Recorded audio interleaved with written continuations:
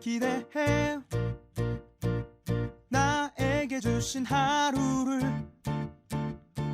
때론 피곤하고 일어나기 싫고 널 깨우는 알람 소리에 짜증도 나겠지만 안녕하세요. 오늘도 푸른 말씀 김경호 목사입니다. 주무시지 않고 나를 지키셨네. 오늘을 나에게 주셨네. 새 말씀 안에 주가 주신 사랑과 은혜와 오늘 하나님 말씀은 예레미야 20장 1절에서 6절까지 먼저 보겠습니다. 임멜의 아들 제사장 바수울은 여호와의 성전의 총감독이라. 그가 예레미야의 이 일 예언함을 들은지라. 이에 바수울이 선지자 예레미야를 데리고 여호와의 성전에 있는 베냐민 문 위층에 목을 씌우는 나무 고랑으로 채워두었더니 다음날 바수울이 예레미야를 목에 씌우는 나무 고랑에서 풀어주매 예레미야가 그에게 이르되 여호와께서 네 이름을 바스훌이라 아니하시고 마골미사빕이라 하시느니라. 여호와께서 이와 같이 말씀하시되 보라, 내가 너로 너와 내 모든 친구에게 두려움이 되게 하리니 그들이 그들의 원수들의 칼에 엎드러질 것이요 내 눈은 그것을 볼 것이며 내가 온 유다를 바벨론 왕의 손에 넘기리니 그가 그들을 사로잡아 바벨론으로 옮겨 칼로 죽이리라. 내가 또 이 성읍의 모든 부와 그 모든 소득과 그 모든 귀중품과 유다 왕들의 모든 보물을 그 원수의 손에 넘기리니 그들이 그것을 탈취하여 바벨론으로 가져가리라. 바수라, 너와 내 집에 사는 모든 사람이 포로되어 옮겨지리니 네가 바벨론에 이르러 거기서 죽어 거기 묻힐 것이라. 너와 너의 거짓 예언을 들은 내 모든 친구도 그와 같으리라 하셨느니라. 14절부터 18절입니다.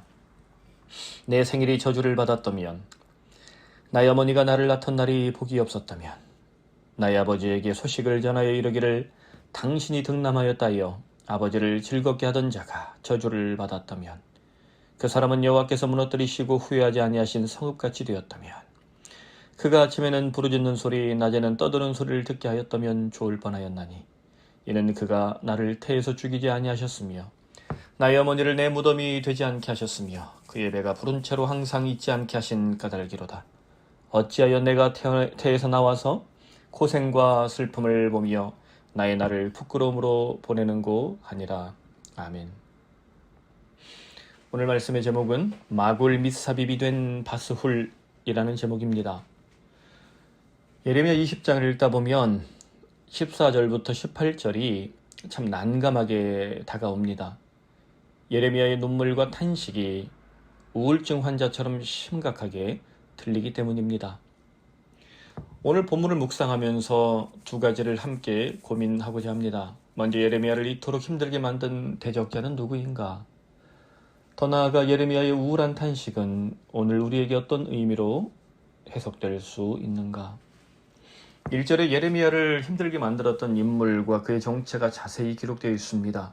임멜의 아들 제사장 바스훌은 여호와의 성전의 총감독이라. 바스훌이라는 인물인데요, 제사장입니다. 그리고 성전에서 총감독이라고 되어 있습니다. 아마도 성전의 총감독이다 하면 대제사장 다음으로 가장 높은 권력자였을 것이다 라고 추론을 합니다. 대제사장은 제사에, 즉 이 하나님을 섬기는 제사장 업무에 집중했다면 그런 이제 정치적 또 사회적 이런 책임을, 이런 리더십을 발휘한 사람은 아마도 바술이었을 것이다. 따라서 성전 권력자로서 바술은 자신들의 기독권과 종교 권력을 지키기 위해서라면 무슨 일이든 할 수 있었던 권력 지향적인 인물로 보입니다. 바술이 예레미야를 대하는 태도를 보면 알 수 있죠. 2절에 보면 이에 바술이 선지자 예레미야를 때렸답니다. 폭행을 한 거예요. 여호와의 성전에 있는 베냐민 문 위층에 목에 씌우는 나무고랑으로 채워두었더니, 예레미야를 두들겨 패고 목에 나무고랑을 채워서 가둬버렸어요. 이게 사실 굉장히 어마어마한 사건인데요, 하나님 말씀을 전하는 선지자를 이와 같이 대한다는 것은 예레미야를 무시하고 또 예레미야 예언을 듣는 사람들에게 예레미야 예언이 거짓된 것이고 혹은 하찮은 것임을 보여주는 아주 시위하는 그런 이 상징적인 행동입니다. 결국 상징적으로 보면 바술은 하나님을 거부하고 하나님의 말씀까지 부러뜨리는 그런 아주 잘못된 모습을 보여주고 있는 것입니다. 그래서 6절에는 바술의 예언을 두고 예레미야가 말합니다. 너의 거짓 예언을 들은 내 모든 친구도 그와 같으리라. 즉 죽어서 바벨론에 묻힐 것이다. 바술은 어떤 예언자입니까? 제사장이지만 거짓 예언자다라고 말을 하는 것이죠. 결국 바술의 인생은 어떻게 될까요? 3절에 예레미야는 바술의 이름을 마골 미사빕이라고 지어줍니다. 하나님께서 너희 이름을 이렇게 바꾸실 거라고 예언하면서 마골 미사빕. 일단 마골 그러니까 이름 자체도 별로 안 좋죠. 바술이 자유 혹은 자유케 하는 자라는 뜻인데 마골 미사빕은 두려움, 두렵게 하는 자라는 뜻으로 해석이 될 수 있습니다. 얼마나 내용이 큰 차이가 납니까? 제사장으로서 바술은 사람들에게, 하나님 백성들에게 자유를 주고 또 세상을 풍요롭게 만들어야 하는 책임이 있었습니다. 근데 거짓 예언에 빠져서 자신들의 종교 권력을 위해서 그들의 돈과 또 예루살렘 성전이라는 이런 종교 기관을 위해서 하나님 말씀으로부터 멀어진 제사장이 되고 자기들의 기득권에 빠져서 종교 권력자가 됨으로써 하나님의 백성들에게 두려움을 주고 또 두렵게 하는 자가 되고 그리고 주님의 공동체를 망가뜨리는 아주 악독한 인물이 되고 있습니다. 여러분, 예레미야가 14절부터 18절에 보여주는 탄식이 바로 마골 미사빕의 증거가 아닐까 생각이 됩니다. 두렵게 하는 자, 공포를 주는 자. 예레미야가 마치 처절한 우울증 환자처럼 탄식하고 있는데요. 14절 15절을 보면 내 생일이 저주를 받았다면, 나의 어머니가 나를 낳던 날이 복이 없었다면, 나의 아버지에게 소식을 전하 이르기를 당신이 등남하였다 하여 아버지를 즐겁게 하던 자가 저주를 받았다면. 그리고 마지막 18절은 말합니다. 어찌하여 내가 태에서 나와서 고생과 슬픔을 보며 나의 날을 부끄러움으로 보내는고 아니라.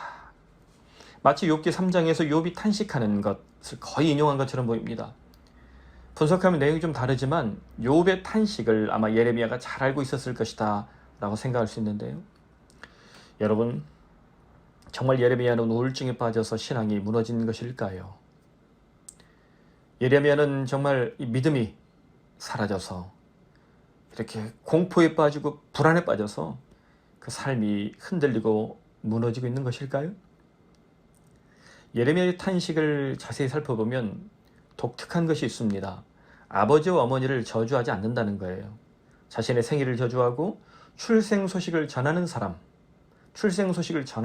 저주하고 있습니다. 이걸 상징적으로 풀어보면 이것은 예레미야 자신의 선지자 사역을 말하고 있는 것이 아닌가 생각이 되는데요. 아버지와 어머니는 하나님을 상징하기에 저주할 수 없는 존재임을 분명히 하고 있습니다. 그리고 출생 소식을 전하는 자는 선지자 예레미야 자신을 상징하기에 사람들에게 끊임없는 폭행과 반대와 상처를 받고 있습니다. 즉 저주받은 자처럼 살고 있다는 것이죠. 결국 예레미야는 우울증에 빠진 것이 아니라 고독한 선지자 사역을 정말 처절하게 탄식하고 있는 것이다.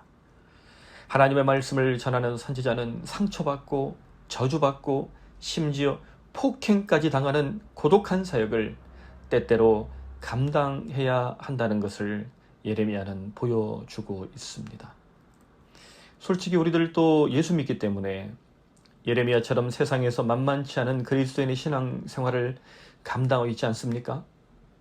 그리스도인이기 때문에 당하는 애매한 고난, 그래서 사람들이 당신은 그리스도인이잖아 라고 하면서 우리에게 요구하는 수많은 요구들, 그리고 받지 않아도 될 만한 많은 상처들, 우리는 솔직히 얼마나 많이 감당하고 있습니까?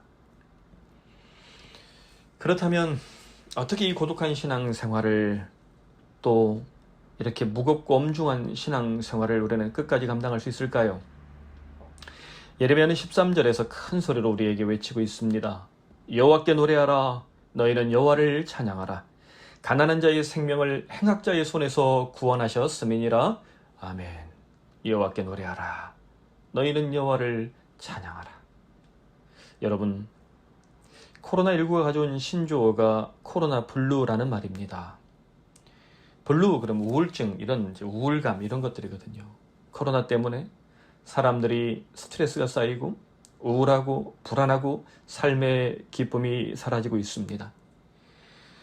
저는 이 재난의 시기를 그리스도인으로서 어떻게 보면 우리의 신앙을 점검할 수 있는 힘든 기회 혹은 절호의 기회라는 생각이 듭니다. 코로나와 같은 재난의 시기에, 고통의 시기에 나는 여호와께 찬양할 수 있는가? 예레미야처럼 불안과 두려움으로 나도 처절하게 탄식할 때가 많지만 기어코 우리는 여호와 하나님의 구원을 소망하고 있는가? 요즘 제 마음을 흔드는 찬양이 웨이메이커라는 곡입니다. 미국에서 나온 찬양인데요. 이 가사 한 절 한 절이 단순한데도 정말 임팩트가 있고 강렬한 영감이 있습니다. 이 찬양을 유튜브에서 자주 틀어놓고 들으면서 참 눈물을 흘릴 때도 참 많은데요. 여러분 유튜브는 정치나 뭐 이상한 거 들으려고 그러면 시험 들기 딱 좋으니까 찬양 채널로 쓰시면 제일 좋습니다. 이 웨이메이커라는 찬양의 구절 속에 다음 같은 구절이 그렇게 제게 반복이 돼요. Waymaker, Miracle Worker, Promise Keeper, Light in the Darkness. That is who you are. I worship you. Waymaker, 길을 만드시는 주. Miracle Worker, 기적을 행하시는 주. Promise Keeper, 약속을 지키시는 주. Light in the Darkness, 어둠 속에 빛이 되시는 That is who you are. 그는 나의 하나님. 그리고 이렇게 고백합니다. I worship you. 나는 주님을 경배합니다. I worship you. 나는 당신을 찬양합니다. 우리 교육자들과 연습하면서 조만간 주일에 성령으로 성도들과 함께 부르면 좋겠다 싶은데 곡이 만만치는 않습니다. 여러분 유튜브에서 찾아서 여러분들도 불러보세요. 그 찬양을 듣고 불러보세요. 정말 이 찬양이 얼마나 강력한 은혜가 있는지 놀랍게 경험할 수 있을 것입니다. 그러므로 사랑하는 성도 여러분, 예수님은 나를 사랑하십니다. 예수님은 코로나19라는 재난의 때에도 여전히 살아 역사하시는 주님임을 우리는 믿습니다. 코로나19가 극성을 부리는 요즘, 탄식과 우울과 불안이 찾아올 때가 너무나 많지만 우리 모두 예수님을 믿는 그리스도인답게 더 크게 하나님을 찬양하며 끝까지 승리하기를 간절히 축원합니다. 하나님 아버지, 마굴 밑삽입이 된 바수를 바라보며 우리 자신을 되돌아봅니다. 우리들도 자유를 주는 자, 은혜를 나누는 자, 행복을 주는 자로서 살아가는 거룩한 제사장인데 바수울의 사명을 받았는데 때때로 삶의 탄식과 경제적 고난과 또는 이 코로나19 같은 문제 앞에서 마굴 밑삽입이 되고 있지 않은가? 불안을 주는 자, 두렵게 하는 자, 상처를 주는 자, 주여 만일 우리가 그렇게 살고 있다면 주 예수 그리스도의 십자가의 피로 우리를 씻어 주시옵소서. 그리하여 하나님을 믿는 하나님의 자녀답게, 주 예수 그리스도의 십자가 연총을 받은 하나님의 자녀답게 주님, 이 모든 불안과 고통과 탄식 앞에서 여전히 하나님을 찬양하며 너희는 여호와를 찬양하라, 너는 여호와께 노래하라. 주님, 이 간절한 말씀을 고백하며 지켜내며 끝까지 찬양하며 승리하는 하나님의 자녀들이 되게 하여 주시옵소서. 코로나19 앞에서 고난당하는 우리 모두를 주님 불쌍히 여기시고 구원하여 주시옵소서. 예수님의 이름으로 기도드립니다. 아멘. 오늘 이 말씀을 묵상하며 여러분 오늘 아침 주님 앞에 기도해 보십시오. 마골 밑삽입이 된 바수을 내 자신을 돌아보며 하나님 아버지, 하나님을 찬양하며 코로나19 앞에서 끝까지 승리하게 하여 주시옵소서. 우리 가족과 자녀들을 위해서, 내가 사랑하는 이들을 위해서, 또 우리 푸른 사랑의 성도들을 위해서, 내가 알고 있는 지체들을 위해서 함께 기도합시다. 더 나아가 우리 주일 예배를, 온라인 예배와 또 현장 예배를 더불어 지켜갈 때 하나님 은혜를 주시고 주님이 고난의 때에 모든 성도들이 은혜의 삼각줄로 정말 꽁꽁 묶여서 하나님을 찬양하며 끝까지 승리하는 믿음의 공동체가 되달라고, 소망의 공동체가 되게 해달라고, 사랑의 공동체가 되게 해달라고 우리 푸른 사랑의 교회를 위해서 다 함께 기도합시다.